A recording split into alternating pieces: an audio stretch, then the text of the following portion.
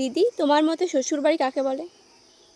শ্বশুরবাড়ি, আমার মতে শ্বশুরবাড়ি যেখানে বাড়ির বৌমাদেরকে ঘরের লক্ষ্মী বলা হয় আর ব্যবহার করা হয় চাকরানির থেকেও খারাপ, তাকেই শ্বশুরবাড়ি বলে। যেখানে অ্যাডজাস্ট শব্দটা শুধু বাড়ির বউদের ক্ষেত্রেই ব্যবহার করা হয় আর বাকি সবাই যেন পারফেক্ট হয়েই জন্মেছে, তাকে শ্বশুরবাড়ি বলা হয়।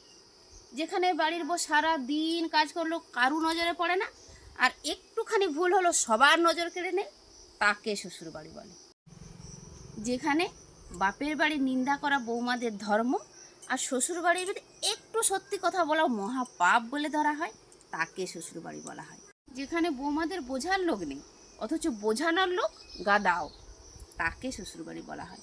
আর সব থেকে বড় কথা, যেখানে বাড়ির ছেলেদেরকে মহারাজ বলে বলা হয় আর বাড়ির বৌমাদের জুতোর সঙ্গে তুলনা করা হয়, তাকে শ্বশুরবাড়ি বলা হয়।